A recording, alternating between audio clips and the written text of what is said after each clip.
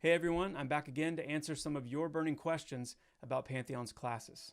Let's get started.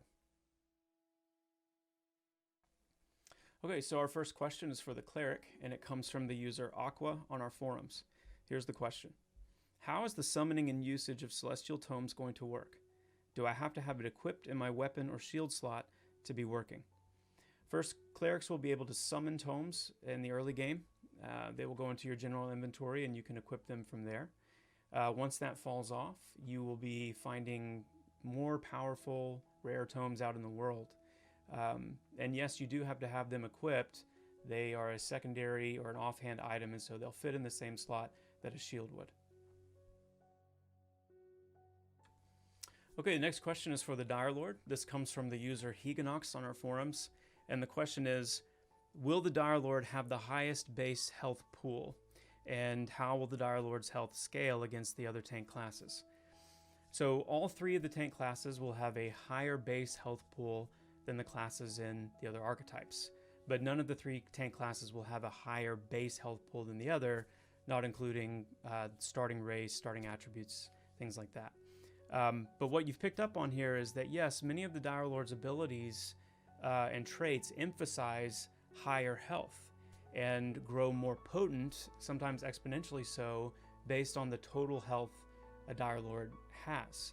So when it comes to tanking, the higher and higher a Dire Lord's health pool is, that is synonymous with maximizing their tanking potential, which is unique for them. You look at something like the Warrior, obviously high health is important for any tank, but the Warrior is designed more to see that kind of potency and maximizing their potential through armor class more effectively than just brute amounts of high health. But there is absolutely a connection between the Dire Lord's potency and the size of their health pool. This question is for the Druid, and it comes from Timmy on our forums. The question is, will all races of Druid be limited to Hirode the Fox Companion, or will there be different types of companions based on the Druid's race that are more appropriate for that race? Totally understand where this question is coming from. It comes down to time and resources. If we have the time and the resources to create some additional manifestations of Hirode for the different races to make it more fitting, then we will most likely explore that. This question is for the Enchanter. It comes from our forums. I've seen it come up a few times, and the question goes something like this. Will entity-based illusions, such as Illusion Ogre, allow the Enchanter to not only look like the entity, but take on its traits or characteristics as well? Don't have a definitive answer yet, but I will say that I'm a big fan of progression. You can see it a lot in the different class designs, where something starts small, but then becomes more significant as you grow in power. So I would love to see something like illusions start off basic and just be a visual illusion. You appear to be something that you're not, and maybe there's some faction changes that come with that.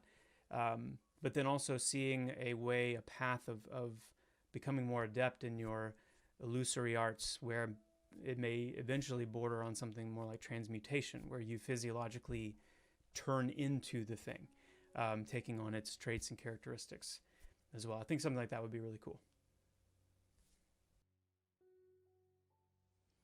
Okay, the next question is for the Paladin. This comes from the user Frigid on our forums.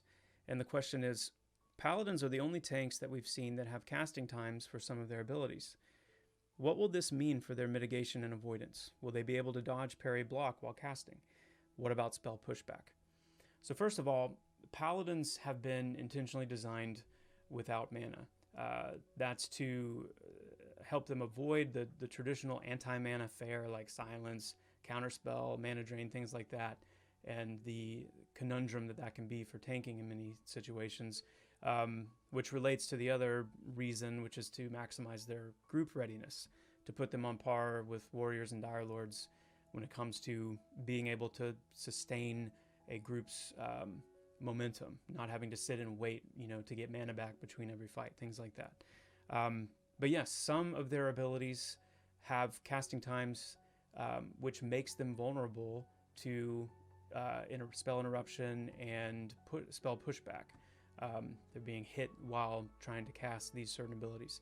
So, but like I've said many times before, the class information we have released is not exhaustive. That would be a drag to have the entirety of what a class is capable of put out there, so that there's no discovery, there's no surprises once the launched game comes out. But in light of a potential gap or flaw like this, I'll go ahead and say that for the Paladin, they will have a way to grow into minimizing and reducing their vulnerability towards interruption and pushback. Whether that will ever be totally 100% mitigated, yet to be seen. Finally, on the topic of the passive mitigation while casting, that's something that we're going to monitor very closely in testing. As of right now, regardless of the class, while you're casting something, your passive mitigation skills like dodge, parry, block, things like that are not active. And if that proves to be punitive for the Paladin, if it starts to affect their competitiveness when compared to the other tanks, that's something we will address. But otherwise, I think it's a suitable counterbalance for the insane amount of utility that a skilled Paladin has at their fingertips. Okay, 2 in 1 here. We've got a question for the Rogue and the Warrior. I'm going to hit them both together. The first question for the Rogue comes from the user Bannock on our forums. And the question is, will Rogues be able to pick locks in Pantheon? Yes. And the next question comes from Tahoe on our forums for the Warrior. Will Warrior banners stack if there are 2 Warriors in the group? Yes, as long as they're not the same banner.